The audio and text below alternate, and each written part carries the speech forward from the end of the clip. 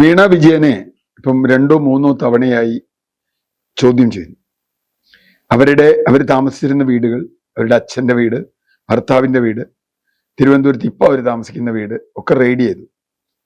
അവരുടെ ലോക്കർ പരിശോധിച്ചു. ഏറ്റവും ഒടുവിൽ അവരെ ഇന്നലെയാണ്, ഈ കഴിഞ്ഞ ദിവസമാണ് അവരെ വിളിച്ച് 29-ാം തീയതി പറഞ്ഞിരുന്നത് നേരത്തെ വിളിച്ചത് അവർ വന്നതെന്നറിയില്ല വന്നത്.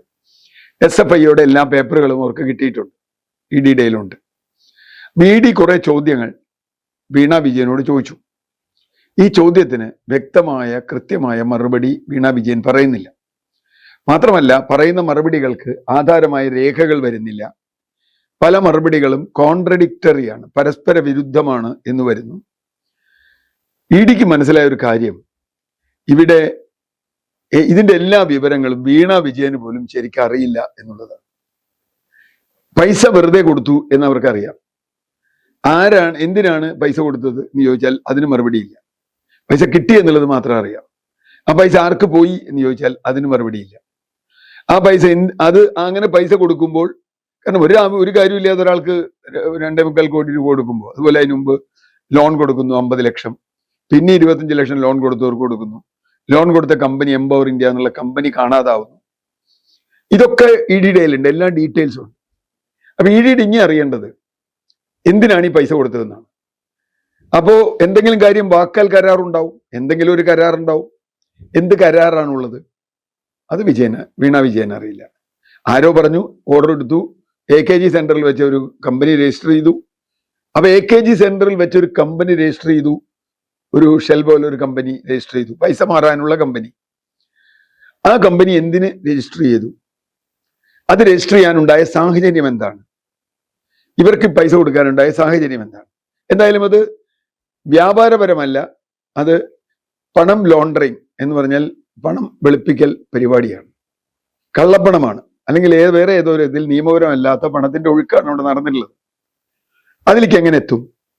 അപ്പോഴാണ് ഇതിന്റെ സാങ്കേതിക കാര്യങ്ങൾ. ഇപ്പോ പണം കൊടുക്കുന്ന ആൾ വിളിച്ചിട്ട് പറയും, ഞാൻ ഇന്ന ആൾക്ക് പണം കൊടുക്കും, വീണ വിജയന് പണം കൊടുക്കും. ഉദാഹരണത്തിന് ഞാൻ പറയാം, പണം കൊടുക്കുമ്പോൾ ഇന്ന കാര്യങ്ങൾ എനിക്ക് ചെയ്ത് കിട്ടണം. അത് ചിലപ്പോൾ വീണ വിജയനോടാവില്ലേ പറഞ്ഞിട്ടുണ്ടാവുക, ഈ ഇടനിലക്കാരനോടായിരിക്കും. ആ ഇടനിലക്കാരൻ ആരാണ്? അയാൾക്ക് ഇതിൽ ബന്ധം എന്താണ്? അയാൾ ആരുടെ ആളാണ്?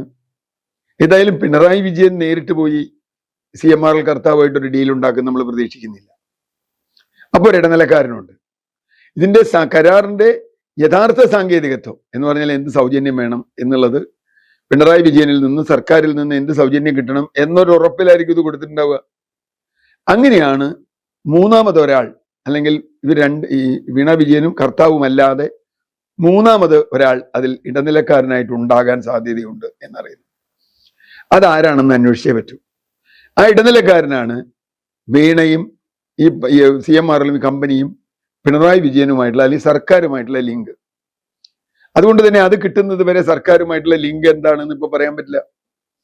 അതിന്റെ ഭാഗമായി ED ഇപ്പൊ അന്വേഷിച്ചുകൊണ്ടിരിക്കുന്നത് ആ ലിങ്കാണ്. അതിൽ ചില സൂചനകൾ അവർക്ക് കിട്ടിയിട്ടുണ്ടെന്ന് പറയുന്നു. അതിൽ ഒന്നാമത്തെ കാര്യം നമ്മൾ ഒരുപാട് ചർച്ച ചെയ്തതാണ്. 2018 കേന്ദ്ര സർക്കാർ കൃത്യമായൊരു ഉത്തരവിറക്കുന്നു. എല്ലാ സ്വകാര്യ മൈനിങ്, പ്രത്യേകിച്ചും ആറ്റോമിക് എനർജി മിനറൽസ്, അത് 1957 ആക്ടാണ്. ആറ്റോമിക് എനർജിയുമായി ബന്ധപ്പെട്ട മിനറൽസ്, അതിൽ പെടുന്നതാണ് കരിമണൽ. അതിൽ തോറിയത്തിന് ആവശ്യമായ മോണോസൈറ്റ് ഉണ്ട്. അതിന്റെ ഒരു ഖനനവും ഒരു കാരണവശാലും സ്വകാര്യ മേഖലകൾക്ക് കൊടുക്കരുത് എന്ന് കൃത്യമായി ഉത്തരവുണ്ടാവും. അങ്ങനെ ഒരു ഉത്തരവുണ്ടാവുമ്പോൾ ആ ഉത്തരവ് പാലിക്കാൻ ഇവർക്ക് ബാധ്യതയുണ്ട്. അതൊരു വശം. പക്ഷേ കർത്താവിന് കരിമണൽ ആവശ്യമുണ്ട്. കർത്താവിന് കരിമണൽ കൊടുക്കുന്നതിന് വേണ്ടി ചില എളുപ്പ വഴികൾ പിണറായി സർക്കാർ ചെയ്തു എന്നത് ഇന്നൊരു രഹസ്യമല്ല. തോട്ടപ്പള്ളിയിലെ ഖനനം എന്ന് പറയാൻ പറ്റില്ല. പെട്ടെന്ന് കുട്ടനാട്ടിൽ വെള്ളപ്പൊക്കം മാറാൻ ഏക പോംവഴി, കുട്ടനാട്ടിൽ നിന്ന് തോട്ടപ്പള്ളി സ്പിൽവേക്ക് താഴെയുള്ള മണൽ വാരിയാൽ പെട്ടെന്ന് വെള്ളം പോകും. അതൊരു മണ്ടത്തരായിരുന്നു നമുക്ക് പിന്നെ മനസ്സിലായി. തോട്ടപ്പള്ളി തന്നെ, സ്പിൽവേ തന്നെ പലതും തുറക്കാൻ പറ്റുന്നില്ല, അടയ്ക്കാൻ പറ്റുന്നില്ല, പല പ്രശ്നങ്ങളുമുണ്ട്. അപ്പൊ ഈ മണൽ വാരിയാൽ പോകും എന്നുള്ളത് ശരിയല്ല. പക്ഷേ അങ്ങനെ മണൽ വാരിയാൽ പറ്റുമെന്ന് കണ്ടെത്തുകയും ഒരു റിപ്പോർട്ട് ഉണ്ടാക്കുകയും അങ്ങനെ തോട്ടപ്പള്ളിയിൽ നിന്ന് ഇഷ്ടം പോലെ മണൽ വാരാനല്ല, മണൽ മാറ്റാനുള്ള കരാറുണ്ടാകും. അതിന് കോൺട്രാക്ട് കൊടുക്കുന്നു ഒരു കമ്പനിക്ക്. പക്ഷെ മണൽ മാറ്റുക മാത്രമല്ല ചെയ്യുന്നത്. തോട്ടപ്പള്ളിയിലെ മണൽ എന്ന് പറഞ്ഞു കഴിഞ്ഞാൽ ഈ കരിമണൽ തന്നെയാണ്. ആ മണൽ അവിടെ നിന്നും വ്യാപകമായി കൊണ്ടുപോകുന്നു. അത് ആര് കൊണ്ടുപോകുന്നു, എന്തിനു കൊണ്ടുപോകുന്നു എന്നുള്ളതൊന്നും ഇപ്പോഴും ദുരൂഹമായ കാര്യമാണ്. കാരണം KMML അല്ല മണൽ കൊണ്ടുപോകുന്നത്. KMML അങ്ങനെ മണൽ കൊണ്ടുപോകണമെങ്കിൽ അതിന് അവിടെ കൂടുതൽ പ്രൊഡക്ഷൻ വേണം. അങ്ങനെ പ്രൊഡക്ഷൻ അവിടെ ഉണ്ടായതായിട്ട് യാതൊരു അറിവുമില്ല. IRL അല്ല മണൽ കൊണ്ടുപോകുന്നത്. IRL മണൽ കൊണ്ടുപോയാലും ആ മണലിലെ മോണോസൈറ്റ് എടുത്തു കഴിഞ്ഞാൽ ബാക്കി എൽമനൈറ്റ് എന്ത് ചെയ്തു എന്നറിയണം. അത് കണക്കില്ല. ഏറ്റവും ഗുണം കൂടിയ എൽമനൈറ്റ് ആണ് കേരളത്തിലെ എൽമനൈറ്റ്. ക്യൂ എൽമനൈറ്റ് എന്നാണ്, കൊയിലോൺ എന്നാണ്. പക്ഷെ അത് ആലപ്പുഴയിലും അതേ കരിമണൽ തന്നെയാണ് കിട്ടുന്നത്. ഇത് വലിയ വാല്യൂ അഡീഷൻ ഉണ്ടാകുന്ന സാധനമാണ്. ഇത് 1 കിലോ 10 രൂപയ്ക്ക് വാങ്ങുന്ന ഒരു സാധനം അത് പ്രോസസ്സ് ചെയ്ത് കഴിഞ്ഞാൽ 500 രൂപയും 1000 രൂപയായി കിട്ടും. അതിനെ മിനറൽ സെപ്പറേറ്റ് ചെയ്ത് റൂട്ടൈലാക്കി അത് കഴിഞ്ഞാൽ ടൈറ്റാനിയം ഡയോക്സൈഡ് അങ്ങനെയുള്ള കുറെ പ്രോസസ്സ് ഉണ്ട്. KMML കുറച്ച് കാര്യങ്ങൾ ചെയ്യുന്നുണ്ട്. ഇത് ചെയ്ത് ഈ റൂട്ടൈൽ കയറ്റി അയക്കുന്ന കേരളത്തിലെ ഒരേ ഒരു സ്വകാര്യ കമ്പനി CMRL ആണ് എന്ന കാര്യത്തിൽ ഒരു തർക്കമില്ല. കരിമണൽ ഉപയോഗിച്ച് അത് ആസിഡ് പ്രോസസ്സ് ചെയ്ത് പെരിയാറിലേക്ക് മലിനീകരിക്കുന്ന മൾട്ടി കളർ വെള്ളം വിട്ട് അത് എടുത്തയക്കുന്നത് CMRL ആണ്. ആ CMRL മണൽ കിട്ടി. അപ്പൊ CMRLന്റെ മണലിന്റെ കണക്ക് അവരെടുത്തിട്ടുണ്ടാവും. എവിടുന്ന് മണൽ കിട്ടിയെന്ന്. CMRL കിട്ടിയ മണൽ CMRL ഉൽപാദനമൊക്കെ ഇടിക്ക് കണ്ടെത്താൻ ഒരു ബുദ്ധിമുട്ടുമില്ല. അപ്പൊ അങ്ങനെയെങ്കിൽ CMRL മണൽ കിട്ടിയത് ഇവിടെ നിന്നാണ്. അതിന് വഴിവെച്ചു കൊടുത്തത് ഡിസാസ്റ്റർ മാനേജ്മെന്റും പരിസ്ഥിതി വകുപ്പും കൈകാര്യം ചെയ്യുന്ന പിണറായി വിജയനാണ്.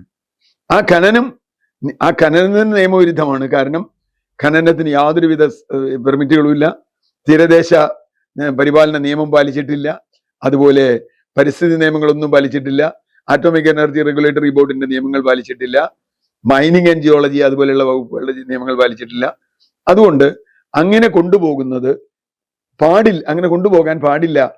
ഖനനം ചെയ്യാൻ പാടില്ല, മണ്ണ് നീക്കാനേ പറഞ്ഞിട്ടുള്ളൂ എന്നുള്ളത് ഖനനമാക്കി കൊടുത്തത് തന്നെയാണ് സൗജന്യം. പല കണക്കുകൾ പറയുന്നുണ്ട് 1500 1600 കോടി രൂപ വരെ ലാഭം CMRL ഉണ്ടായി ഈ ഒരു ഇടപാടിൽ എന്നൊക്കെ വാദങ്ങളുണ്ട്. അതൊക്കെ ഇടി കണ്ടെത്തട്ടെ. അങ്ങനെ 1600 കോടി രൂപയുടെ ലാഭം കിട്ടുകയാണെങ്കിൽ അതിന്റെ ഒരു പങ്ക് 190 കോടിയുടെ ഇങ്ങനെ പല രൂപത്തിൽ 180 കോടിയുടെ കൊടുത്തു എന്ന് പറയുന്നു. അതിൽ ഈ പാവം വീണയ്ക്ക് കിട്ടിയത് 2.25 കോടിയാണ്. വേറെ ആളുകൾക്ക് പലർക്കും പോയിട്ടുണ്ടാവും. അപ്പൊ എന്തായാലും ഇങ്ങനെ ഉണ്ടെങ്കിൽ ഈ കാര്യങ്ങൾ ഞങ്ങൾക്ക് മണലെടുക്കാനുള്ള അനുമതി തരണം തുടങ്ങിയ കാര്യങ്ങൾ CMRLുമായും ഗവൺമെന്റുമായും ചർച്ച ചെയ്ത് ഡീൽ ഉറപ്പിക്കുന്ന ഒരാളുണ്ട് എന്നാണ് ED കണ്ടെത്തുന്നത്. അങ്ങനെയെങ്കിൽ ആ ആളാരാണ്? ആ ആളെ കിട്ടിയാൽ വളരെ എളുപ്പമാണ്. അയാളെയും വീണയെയും ആവശ്യമെങ്കിൽ പിണറായി വിജയനെയും അല്ലെങ്കിൽ അതിന്റെ ബന്ധപ്പെട്ട ഉദ്യോഗസ്ഥരെയും വിളിച്ച് ഇങ്ങനെ ഒരു ഉത്തരവ് നിങ്ങൾ എങ്ങനെ ഇറക്കി? ഈ മണൽ എവിടെ പോയി? ഈ ഉത്തരവ് ഇറക്കരുതെന്ന് പലരും പറഞ്ഞിട്ടില്ലേ? ആലപ്പുഴയിൽ കരിമണൽ ഖനനം തന്നെ പാടില്ല എന്ന് പറഞ്ഞിട്ടുണ്ട്. ആലപ്പുഴയിൽ സ്വകാര്യ മേഖലയ്ക്ക് ഖനനം ഒരിക്കലും കൊടുക്കില്ല എന്ന് പറഞ്ഞിട്ടുണ്ട്. ഇപ്പോ വളരെ പെട്ടെന്ന് സതീശന്റെ റെയിൽ ഒരു ധാതു കോറിഡോർ വന്നപ്പോൾ അത് സ്വകാര്യവൽക്കരിക്കാനാണ് എന്ന് ബഹളം കൂട്ടിയ അതേ ആളുകളാണ് CMRLന് സ്വകാര്യ കമ്പനിക്ക് ഇത്രയും മണൽ കൊടുത്തത് എന്ന വൈരുദ്ധ്യം കൂടി ഇതിലുണ്ട്. അങ്ങനെ പിണറായി വിജയനിലേക്ക് എത്തുകയാണെങ്കിൽ എന്ന് ഞാൻ പറയുന്നുള്ളൂ. അതിന് ഒരുപാട് കടമ്പകളുണ്ട്, ഇല്ല എന്ന് പറയാൻ പറ്റില്ല. ഈ മൂന്നാമനെ കിട്ടിയാൽ അല്ലെങ്കിൽ ഈ ഇടനിലക്കാരനെ കിട്ടിയാൽ ഇത് പിണറായി വിജയനിലേക്ക് എത്തുകയും അവതാരങ്ങൾ എന്ന് പണ്ട് പിണറായി എന്ന് പറഞ്ഞ പോലെ ഏതോ ഒരു അവതാരം ഇതിനകത്ത് ഒന്ന് വീണിട്ടുണ്ട്. ആ അവതാരത്തിനെ കിട്ടിയാൽ ഒരു സംശയവും വേണ്ട, പിണറായി വിജയനിലേക്ക് എത്തും. അങ്ങനെ എത്തുമ്പോൾ ഇവരെ 3 പേരെ എടുത്ത് ചോദ്യം ചെയ്താൽ മണി പോലെ കാര്യങ്ങൾ കിട്ടും. പൈസ കൊടുത്ത കർത്താവ്, ലാഭം കിട്ടിയ കർത്താവ് ഒക്കെ നമ്മുടെ ഇടയിലുണ്ട്. മാത്രമല്ല 2018-19 കേന്ദ്ര സർക്കാർ ഇറക്കിയ നേരത്തെ പറഞ്ഞ ഒരു കാരണവശാലും അറ്റോമിക് എനർജിയുമായി ബന്ധപ്പെട്ട ഒരു മിനറലും ഖനനം ചെയ്യാൻ പാടില്ല എന്നും ഏതെങ്കിലും കരാറുകൾ അങ്ങനെയുണ്ടെങ്കിൽ ആ കരാർ അടിയന്തരമായി റദ്ദാക്കണമെന്നും എല്ലാ സംസ്ഥാനങ്ങളെയും അറിയിച്ചുകൊണ്ടുള്ള ഉത്തരവ് കേരളത്തിൽ നടപ്പാക്കുന്നത് 2023 കേരളം അത് കണ്ടില്ല. കുറെ കൊല്ലങ്ങൾ കാണാതിരുന്നത് എന്തുകൊണ്ടാ? ഈ കാലഘട്ടത്തിൽ കർത്താവിന്റെ കമ്പനിക്ക് CMRLന് ഇഷ്ടം പോലെ കരിമണൽ കൊണ്ടുപോകാനുള്ള അവസരം കൊടുത്തു എന്നുള്ളതാണ്. അപ്പൊ തീർച്ചയായിട്ടും ഇതെല്ലാം ചേർത്ത് വായിക്കുമ്പോൾ കൃത്യമായ ഒരു തിരക്കഥ രൂപപ്പെടുന്നുണ്ട്. ഇനി അതിലെ കഥാപാത്രങ്ങളെ മാത്രം പൂർണ്ണമായി ലിങ്ക് കഥാപാത്രങ്ങളെ കിട്ടിയാൽ, അതാണല്ലോ കേസന്വേഷണം എന്ന് പറയുന്നത്. അങ്ങനെ ലിങ്ക് കഥാപാത്രങ്ങൾ കിട്ടിയാൽ പിണറായി വിജയനെ ചോദ്യം ചെയ്യും. പിണറായി വിജയനെ ചോദ്യം ചെയ്താൽ അതിനെതിരെ പാർട്ടി എന്ത് നിലപാടെടുക്കും? പാർട്ടിക്കാര് അങ്ങനെ ഇറങ്ങുമെന്ന് ഇപ്പൊ എനിക്ക് സംശയമുണ്ട്. കാരണം പിണറായി വിജയനെ വിളിച്ച് അദ്ദേഹം ചോദ്യത്തിന് ഉത്തരം പറഞ്ഞാൽ എന്തിനാ വിലകളകണേ? ഈ ഈ കേസ് ഇവിടെ ഉണ്ടല്ലോ, വീണ വിജയനുമായി ബന്ധപ്പെട്ട കേസാണല്ലോ, എന്തിനാ ഇറങ്ങണേ? ഇറങ്ങേണ്ട കാര്യമില്ല. ഇനി അങ്ങനെ ഇറങ്ങാൻ തീരുമാനിച്ചാൽ നേരത്തെ പറഞ്ഞ പ്രശ്നങ്ങൾ വരും. കാരണം ED ആക്രമിച്ച കേസ് ഇവിടെ എല്ലാവരും ജയിലിലാണ്. ഒരാൾ മാത്രം കഷ്ടിച്ച് രക്ഷപ്പെട്ടത്, ഒരു പബ്ലിക് പ്രോസിക്യൂട്ടർ, LDF കാലത്ത് നിയമിച്ച ഒരു പബ്ലിക് പ്രോസിക്യൂട്ടർ, വനിതാ പബ്ലിക് പ്രോസിക്യൂട്ടർ, ഒരു സഖാത്തി അവിടെ പബ്ലിക് പ്രോസിക്യൂട്ടർ ആയിരിക്കുകയും അവരുടെ സൗജന്യത്തിൽ പോലീസിന്റെ ആവശ്യം മറികടന്നുകൊണ്ട് പബ്ലിക് പ്രോസിക്യൂട്ടർ പോലീസിന്റെ വാദങ്ങൾക്കെതിരായി സംസാരിക്കുകയും അങ്ങനെ ഒരു SFI നേതാവിന് ജാമ്യം കിട്ടുകയും ചെയ്തു. ഇപ്പോൾ ED അതിൽ കക്ഷി ചേരാൻ കൊടുത്തിട്ടുണ്ട്. ED അതിൽ കക്ഷി ചേരുന്നുണ്ട്. ED കക്ഷി ചേർന്ന് തിങ്കളാഴ്ച പറയാൻ പോണത് ആ ജാമ്യം റദ്ദാക്കണമെന്നാണ്. ചിലപ്പോൾ വേറെ കക്ഷികളെ ഇനി അറസ്റ്റ് ചെയ്യണമെന്നുണ്ടാവും. വേറെ പ്രതികൾ വരുമോന്നറിയില്ല, ഗൂഢാലോചന വരുമോന്നറിയില്ല. ഗൂഢാലോചനയോ ഫോൺ വിളികളൊക്കെ വെച്ച് കഴിഞ്ഞാൽ അറിയാലോ ആരാരെയൊക്കെ വിളിച്ചത്. എന്ന് പറഞ്ഞാൽ ആ കുരുക്കിൽ നിന്ന് രക്ഷപ്പെടാതെ ഇനി പിണറായി വിജയനെ രക്ഷിക്കാൻ വേണ്ടി പാർട്ടിക്കാർ ഇറങ്ങുമോ എന്നത് സംശയമാണ്. അങ്ങനെ ഇറങ്ങിയില്ലെങ്കിൽ ഒറ്റപ്പെട്ട പിണറായി വിജയൻ EDയുടെ മുമ്പിൽ പോയി ഉത്തരം പറയേണ്ടി വരും. അത് ഇടതുപക്ഷത്തിന് മാത്രമല്ല, CPM മാത്രമല്ല, കേരളത്തിന് ആകെ നാണക്കേടായി പോകും എന്നാണ് ഞാൻ കരുതുന്നത്.